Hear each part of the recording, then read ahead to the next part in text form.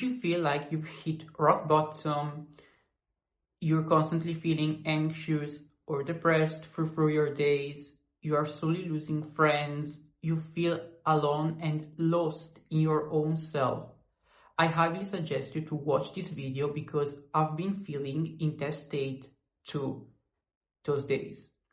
And it has not been easy to be in that position, but at the same time, it taught me a lot of things that could also be useful to you and you could use to actually improve your life. I know that when you're at your last straw, the only thing you have fixated in your head is wanting the pain to end. Like you just want to end it. No matter what the consequences will be, you just want to end the pain. But I also want you to see that from a different perspective. Because instead of seeing the pain as something terrible, you can use your pain as a life lesson. Alright, so first thing I want you to do is grabbing a notebook where you usually write your things, or if you have a personal diary where you just journal your feelings or your emotions out. You just grab this notebook and you write down what genuinely went wrong this day. Then I want you to reflect after you addressed the problem. For example, you might have argued with a lot of people lately. I want you to just reflect on why you actually felt like arguing with these people. Because sometimes when we argue with people, it means that our needs have been violated or something literally bothered us to the point we had to defend our standpoint.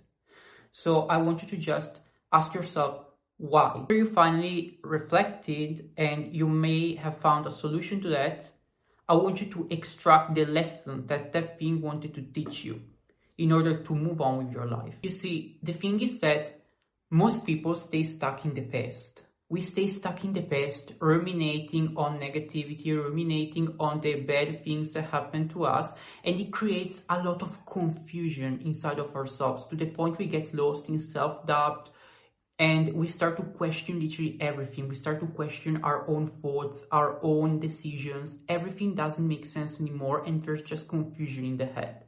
So once you actually addressed what went wrong with you, I want you to grab this notebook and just leave it aside because you are not stuck in the past, you are stuck in the present. I feel like most people aren't aware enough of themselves because they refuse to listen to what their feelings are saying. Speaking personally, I have intense emotions sometimes, and you see, I'm not always ready to, welcome those feelings because they're very heavy, very intense sometimes, and they can create a lot of pain when things actually get serious.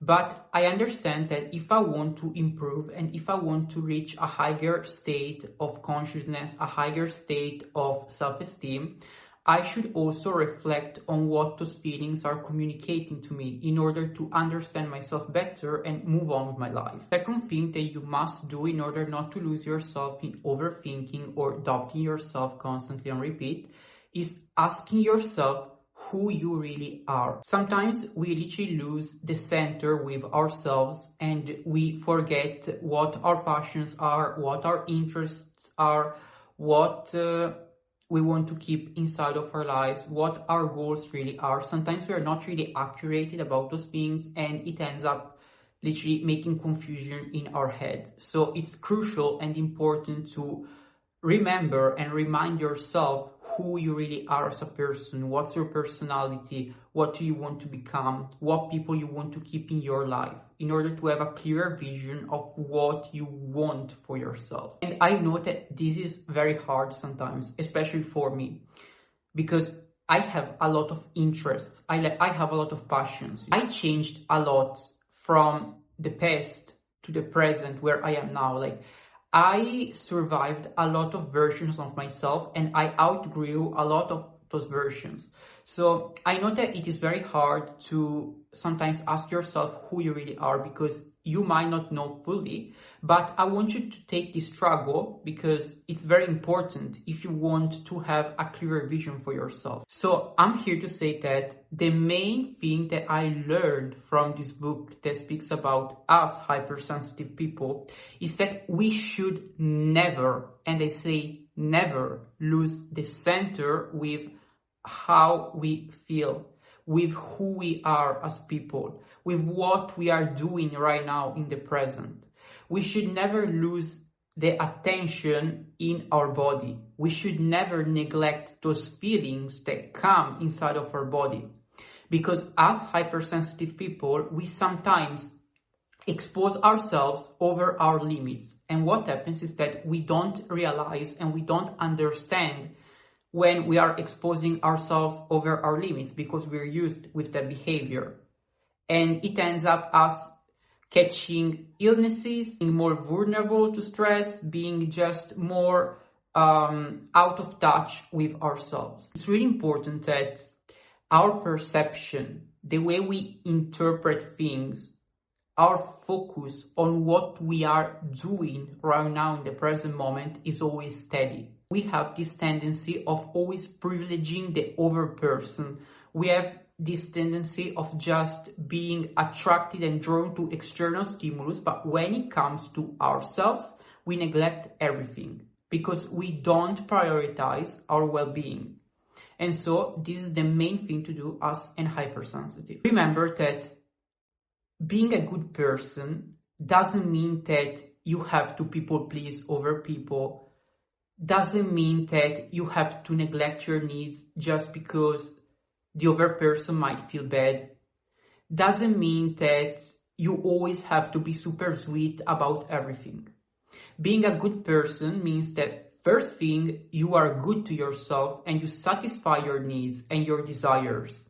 And second thing, you learn how to face situations when they happen to you. You use your logics, your brain, instead of acting with impulse, because impulse can create a lot of damage. For example, as someone who was a huge people pleaser, I associated being a good person with people pleasing. And that is a dangerous association because you are teaching your brain that you have to neglect yourself to prioritize other people's needs, and then when you actually explode because your needs aren't being fulfilled and you start to become a different version of yourself, you start to blame yourself even more because you exploded without knowing that you exposed yourself over your limits. You see, I believe that you are being a bad person for yourself if you're people pleasing others, but not even having a little bit of time of reflection for yourself. I feel like this is just generally self-harm to yourself. We should raise our self-esteem and we should raise the bar with better standards. When you set a standard for yourself, you are also teaching the other person that if they want to have a bond with yourself, there should be certain kind of criteria to meet. And they should also understand that they shouldn't cross the limits, cross the boundaries, you see. If you put a boundary to that thing, they are not going to, you see, pass through that. If you're really serious about yourself and you put boundaries in relationships, in how other people should treat you, in the way you treat yourself, and in different things, the person knows that they shouldn't cross those boundaries. And it is so powerful because even if they try to cross those boundaries, you remind them that they shouldn't do that. And so the next time they are not going to do that ever again. So you see, sometimes we get disrespected just because we lack boundaries and we lack really self-esteem for ourselves. You see, we lack self-respect. So it's important nowadays to have self-respect because people are so quick to just violate your needs and just take advantage of you. I perfectly know how anxiety can impact your life. I perfectly know how anxiety sometimes makes you avoid doing certain kind of things because you have the fear that if you do certain kind of things, then something bad will happen. But I want you to know that the fear that you're experiencing is just a thought. translated, it's basically a mass of energy that the brain produces, but it does not have to be, that serious. Sometimes we get obsessive thoughts, but it does not mean that we have to analyze every single thought that pops into our head. Do not let anxiety control your life. I know that it is hard. I perfectly know this.